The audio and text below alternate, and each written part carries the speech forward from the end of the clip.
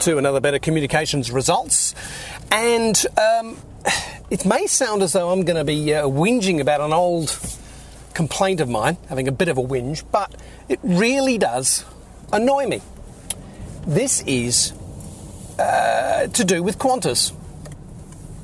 Now, those who've watched this video, my video before, or read my blog posts about it, will remember that I was complaining about the fact that Qantas makes it so difficult if you want to praise one of their people, to actually, give positive customer service.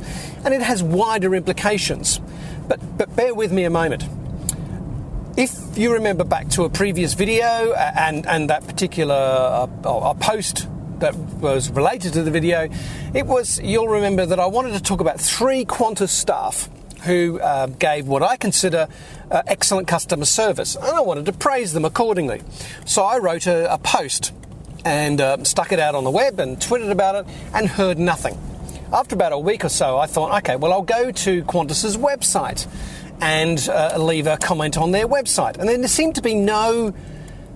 I hate forms on websites as it is, but there didn't seem to be any particular form about leaving customer praise, or praise about customer service. And so I sent it off to one particular department, special services or something, I don't know. And I was saying, look, rather than me cut and paste the whole blog post, I just linked across, please read this, and put a link into my post. Didn't hear anything. About a week or so later, I was complaining on Twitter that I hadn't heard anything, and I was disappointed in their lack of monitoring the internet. And someone said, "Look, we're not from Qantas. We just, a travel agency, advisory service, but we'll forward this on and see if we can get some movement for you."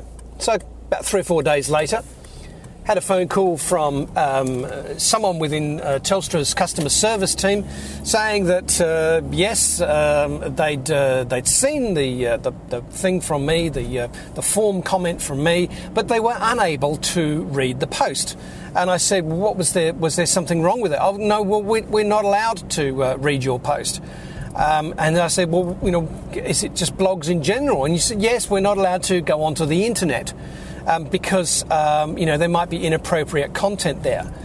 And so this stunned me, that the customer service person was not allowed to access the internet, but not only that, she then asked me to cut and paste my original post and send it back to them. So I have to jump through 2 hoops now to try and send them a comment. So,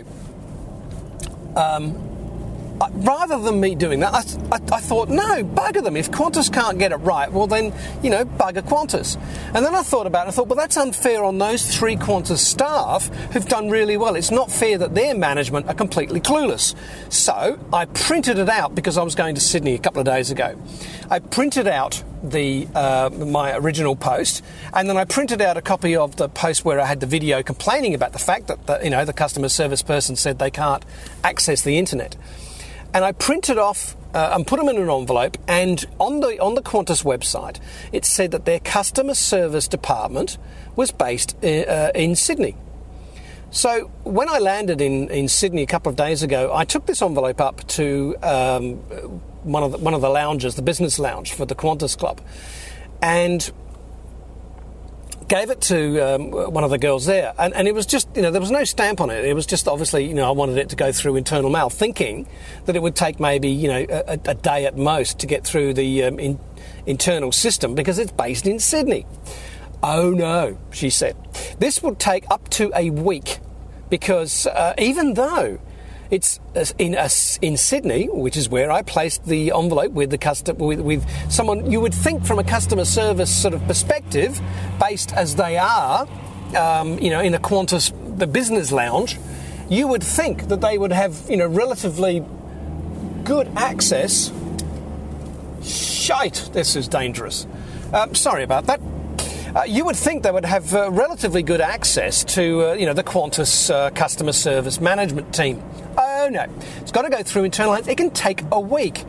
And it struck me about the cluelessness of Qantas which I know some of you watching this will not be surprised by that.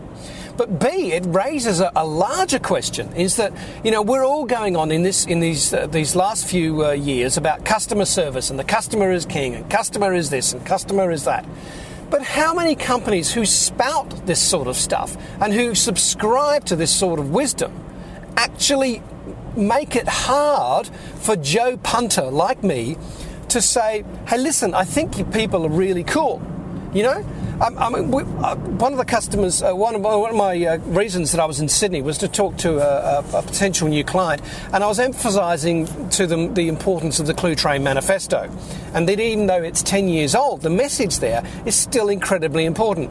And one of the Clue Train sort of theses that I harboured on was one of the lines which said, we know you've got cool people inside the company.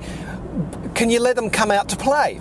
Now, there were 3 people who were cool inside the company that I've found, they did great customer service work, but no one's ever going to hear about it. For some whatever reason, this particular business, Australian business, just doesn't get it about customer service and makes customers jump through endless number of hoops to give praise about their staff. Let alone, the company not wanting to hear any negative stuff, that they don't even want to hear obviously don't want to hear the positive stuff either. And it just struck me as how prevalent is that within Australian business? I don't know.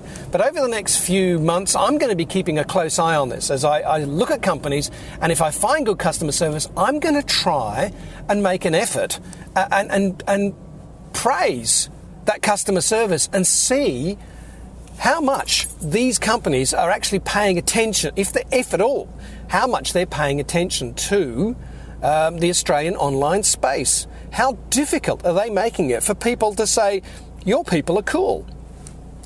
Keep watching this space. And if you've got any anecdotal evidence about that, then please, let me know. Okay, well, until the next video, take some business communications risks and remember, communicate with passion.